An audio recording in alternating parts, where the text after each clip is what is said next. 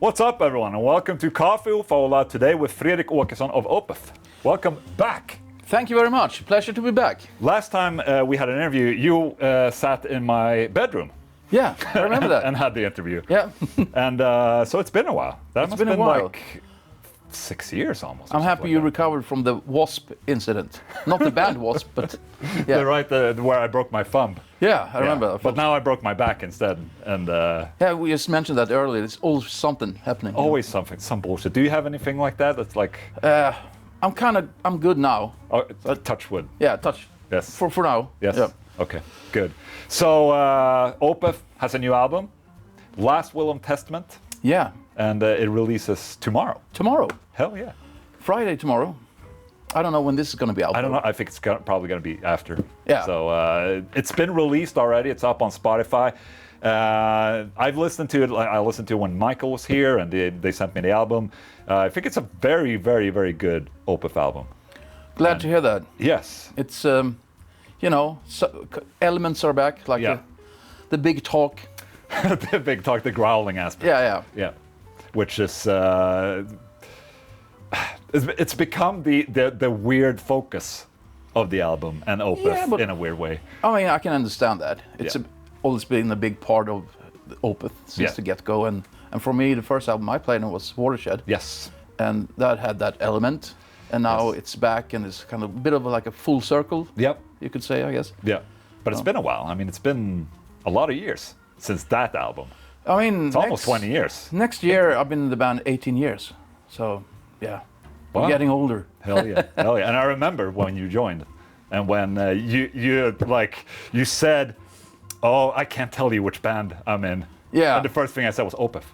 And Yeah, you're like, "What?" I remember that. How could you just nail it in the blink of a second? You just, Well, I think you said like, "Oh, it's a great Swedish band." You said, and that was the only hint you gave, and that's it. How does it feel? Like you had just had a tour, like a 3-week U.S. tour. Yeah. And how was the initial response of the audience?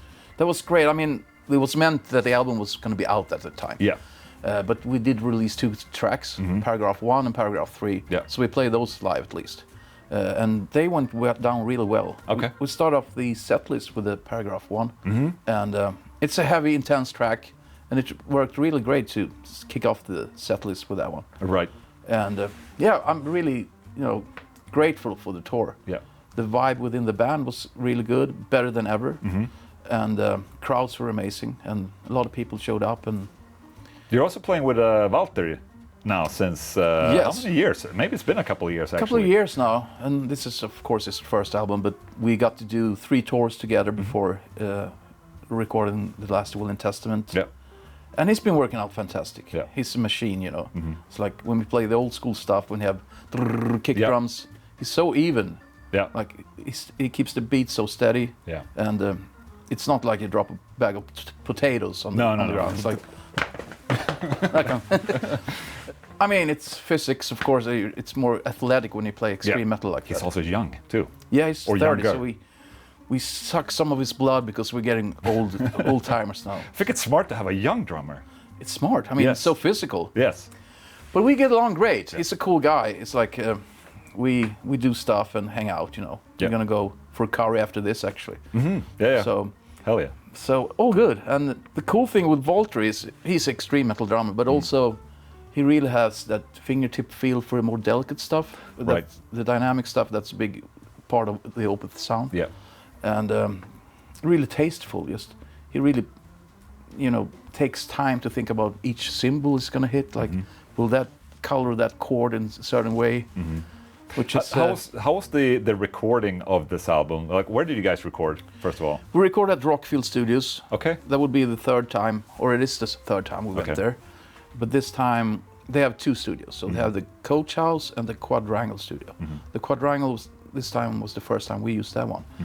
And it's classic, Queen did their early stuff there. You have Rush did Hemispheres and Farewell to Kings there. Yeah.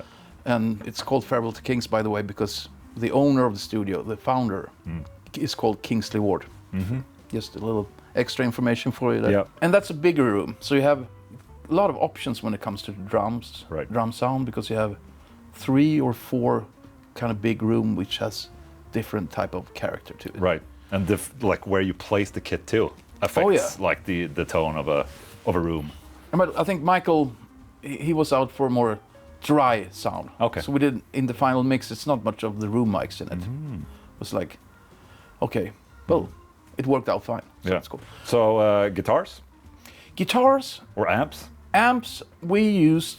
I have an old Friedman BE100. Yeah.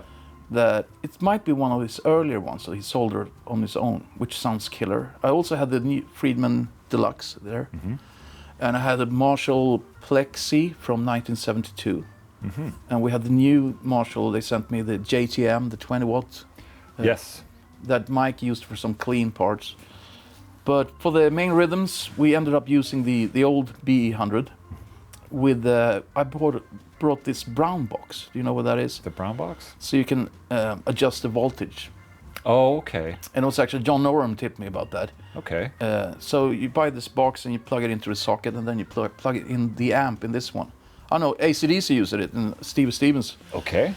How does that And they work? were like, Stefan Boman and Mike was like, oh, that's super nerdy. The reason I brought it was because we have about 240 volts in the socket now, and that Plexi amp, when at the time that was built, 1972, it's 120 watts. Yes. So you could damage your vintage amps because you put in too much voltage into them. Then we plugged in the Friedman amp in it, and that's 240, so it should be fine. But I started experimenting with it, so I lowered the voltage to 200 watts, which is kind of the same as Eddie did back in the day, Eddie Van Halen, because it went from 110 to 90. Yes. So this would be equivalent. And that stuff happened with the tone. That was super interesting. Like that little sizzle harshness on the top in the frequencies. It's got warmer, but still aggressive and punchy. So that was like a little secret trick that I just revealed.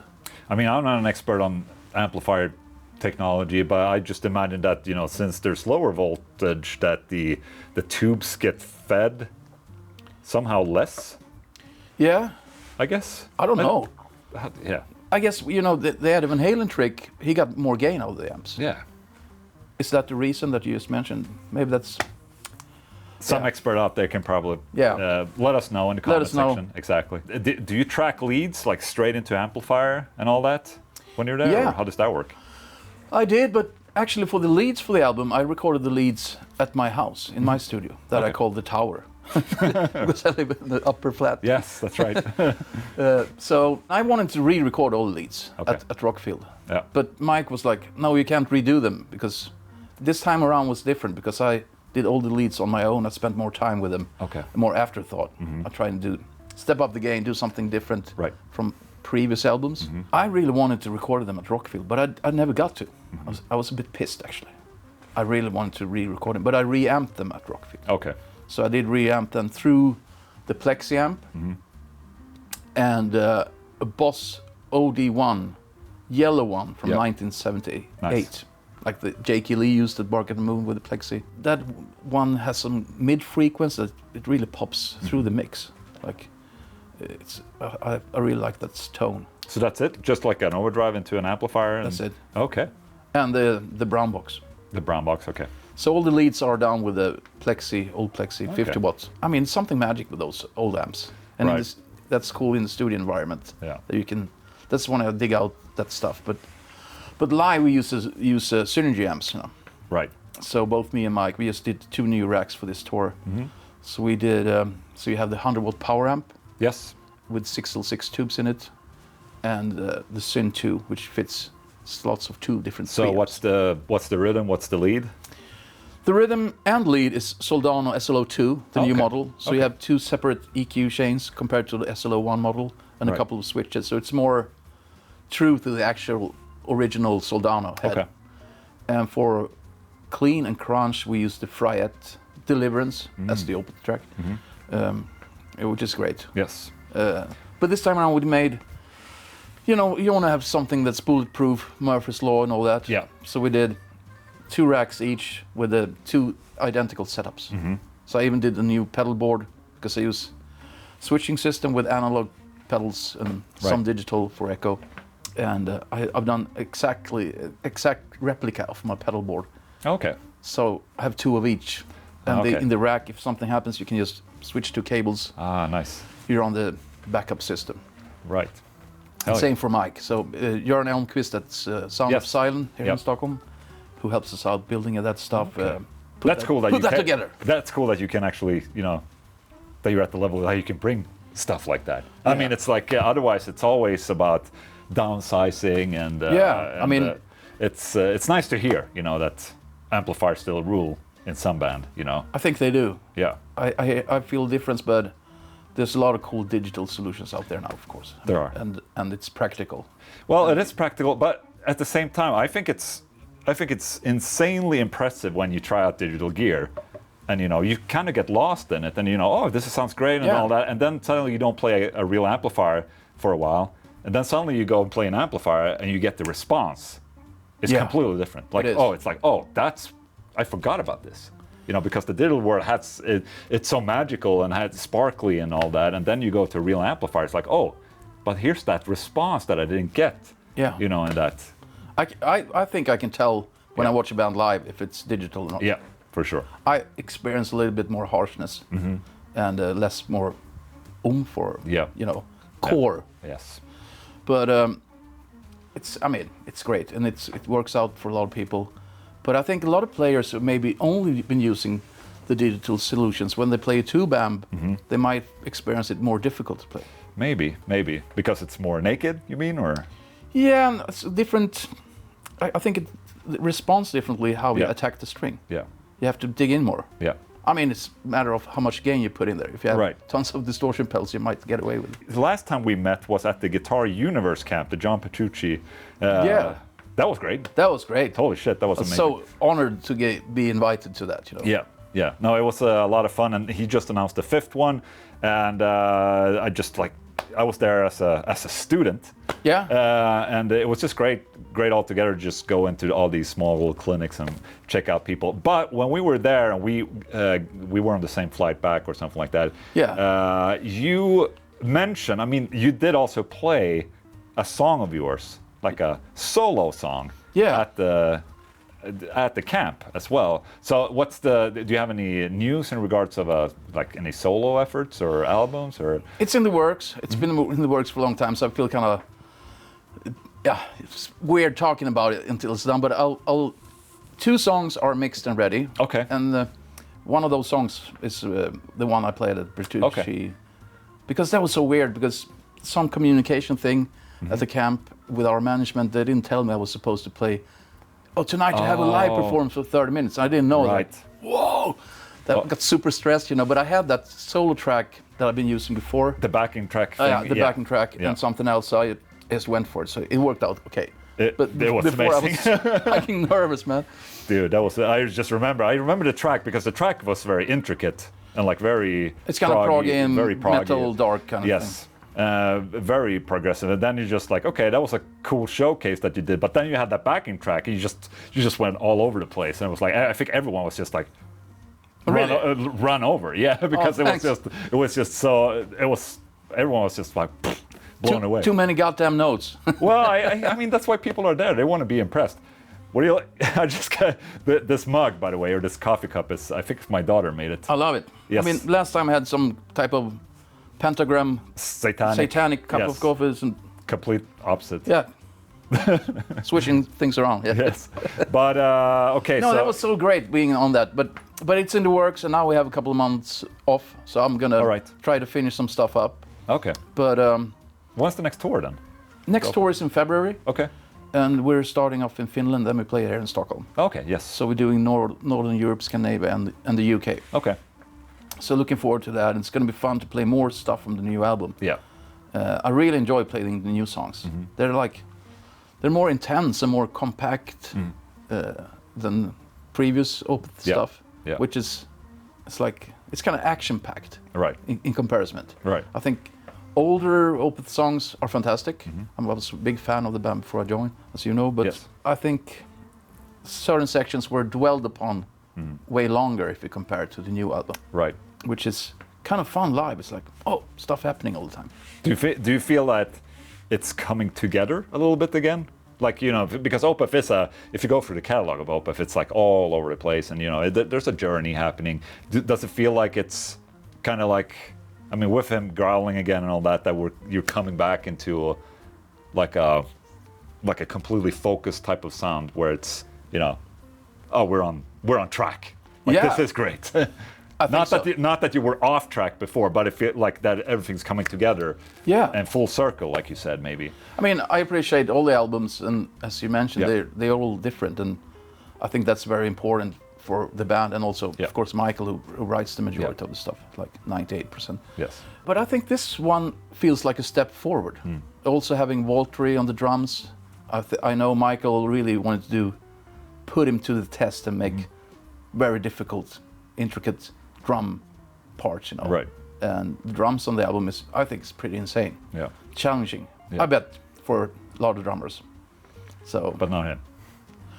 It was. I mean, he was practicing these songs for 6 months. He said if he would had a month to learn them, he wouldn't have pulled off. All right. So, according to Valtteri, he's improved as a drummer during this. Oh, dude, I have no doubt about it. I mean, when you join a band, that's when I felt that I've improved as a player, because you play something completely different than you've done before.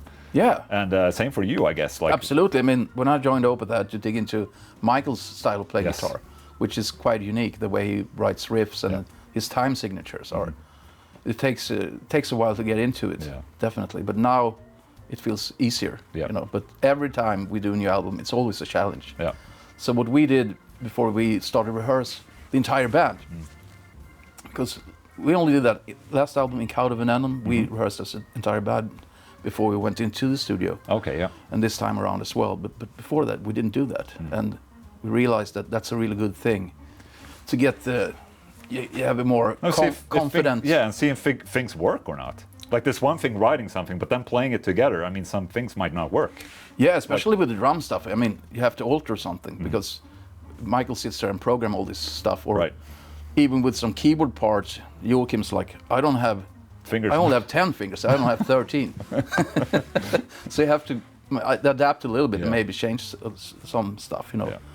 But me and Walt, we probably jammed out 20 times before the entire band got into the rehearsal room. So that was a great practice for me personally, to nail all the rhythms with just a drummer, have nothing to lean upon, like bass or vocal or, you know. That was tough in the beginning. It sounded like shit.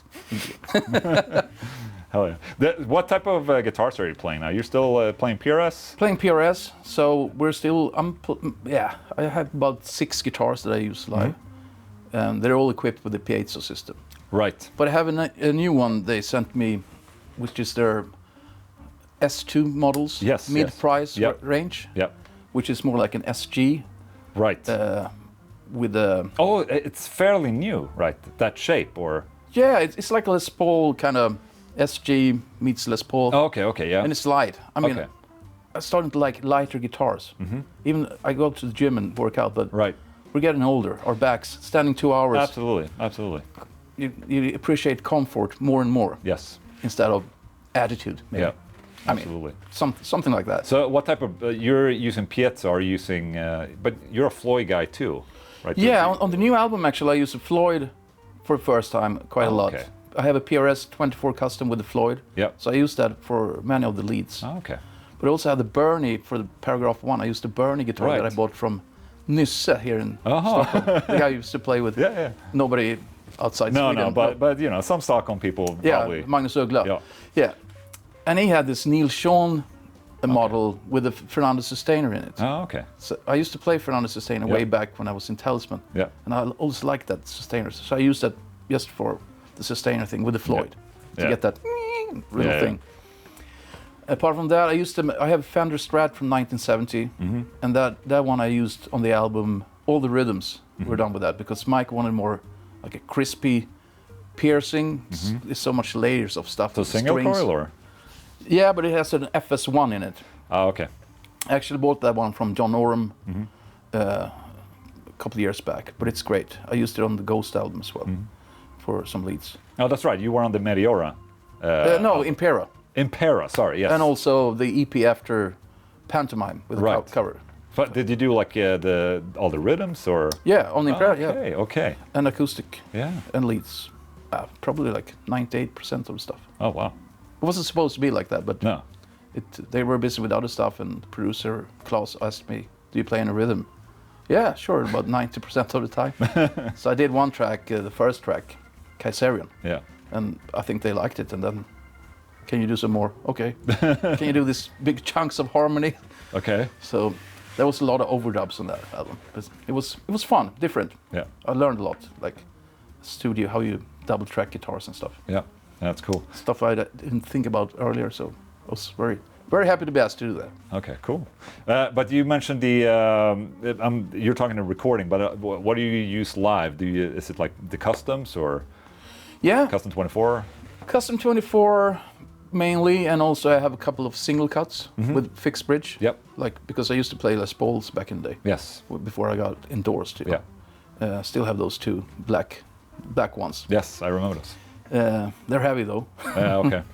But yeah, so these single cut ones, and 2 of those, and I have another one, F11, 511 I think it's called. Oh, okay. Yeah, which is great. Which has a different scale, like the Gibson scale. So Oh, okay. it's something in between the longer scale and the shorter scale. The shorter scale is 245, and They had aren't theirs 25? yeah, That's like a regular PRS scale, I think. exactly. It's 25. And then they have the 245, Okay. which is slightly shorter than the Gibson scale. Than the 2075. Yes, exactly.